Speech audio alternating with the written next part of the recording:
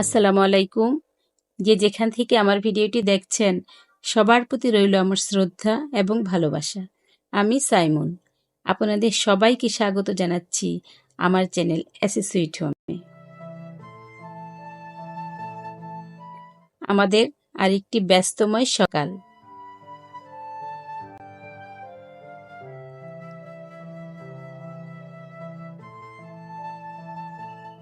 আমি আব্দুল্লাহকে প্রাইভেটে দিয়ে চলে এসেছি পার্কে, কিছুক্ষণ হাঁটবো। আমাদের ময়মনসিংহবাসীর প্রাণের জায়গা এটি।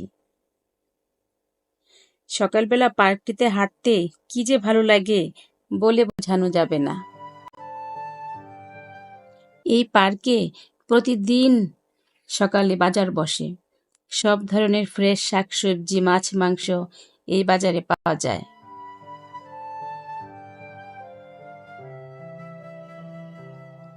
আমি যতবার এই বাজারটিতে বাজার করতে আসি, প্রতিবারই সেই বিখ্যাত প্রবাদটির কথা মনে পড়ে, রথ দেখি কলা বেচি। সত্যি ফ্রেশ ফ্রেশ বাজারও করা যায়, আর পার্কেও একটু সময় কাটানো যায়। আমিও কিছু বাজার করে নিলাম। বিদায় নেওয়ার আগে প্রিয় পার্কটিকে একটু দেখে নিচ্ছিলাম।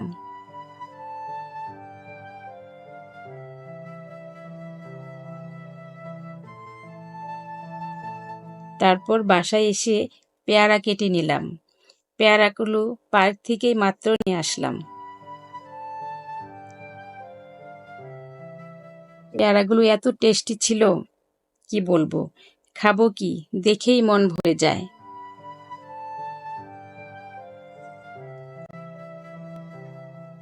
আজ আমি আপনার সাথে শেয়ার করব কিভাবে আমি সাধারণ একটি মাটির পটকে চমৎকার সুন্দর একটি রূপ দিয়েছি। আমি প্রথমে একটি রুমাল দিয়ে পাত্রটিকে ভালোভাবে ক্লিন করে নিচ্ছি। তারপর আমি ফেভিকল আঠা দিয়ে কিছু মিরর লাগিয়ে নেব।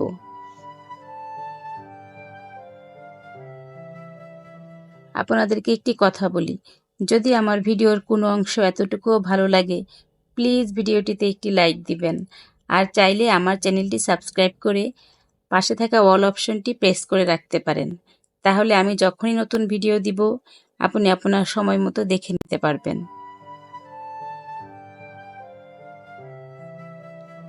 আমি মিররগুলো লাগিয়ে রেখে দিয়েছি, একটু শুকাতে থাকুক। এদিকে একটি বাটিতে আমি হাফ কাপ হোয়াইট সিমেন্টের সাথে কিছুটা ফেভিকল আঠা আর পানি মিশিয়ে একটি মিশ্রণ তৈরি করে নিচ্ছি। মিশ্রণটি বেশি পাতলাও হবে না, আবার বেশি ঘনও হবে না। মিশ্রণটিকে আমি দুইটি বাটিতে ভাগ করে নিব।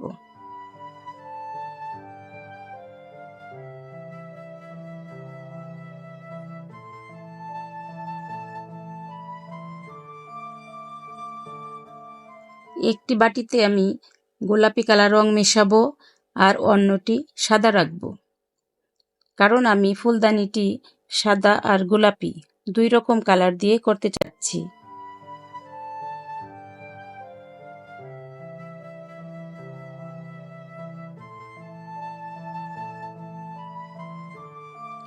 নিজের হাতে কিছু তৈরি করতে আমার খুব ভালো লাগে, তাই তো আমি যখনই একটু সময় পাই, রেস্ট না নিয়ে কোনো না কোনো কাজ নিয়ে বসে যাই।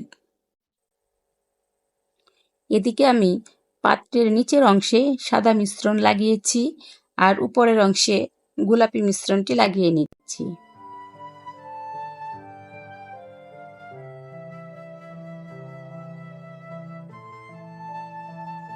মিশ্রণটা একটু তাড়াতাড়ি লাগাতে হয়, কারণ এটি বাতাসে আস্তে আস্তে শক্ত হয়ে যায়।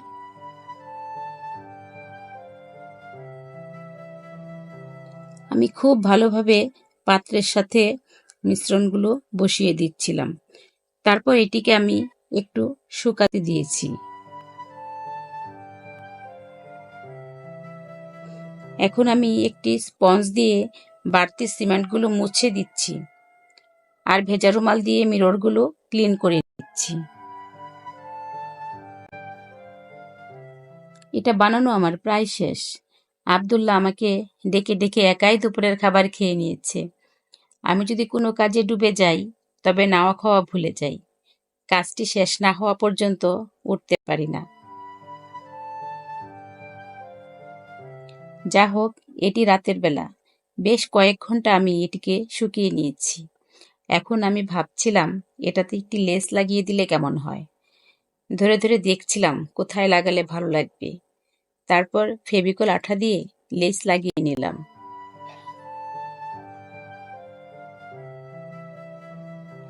লেস লাগানোতে আমার কাছে এত কিউট লাগছিল, কি বলবো। আমি অপেক্ষা করছিলাম কখন সকাল হবে, এটাকে দিনের আলোতে দেখব।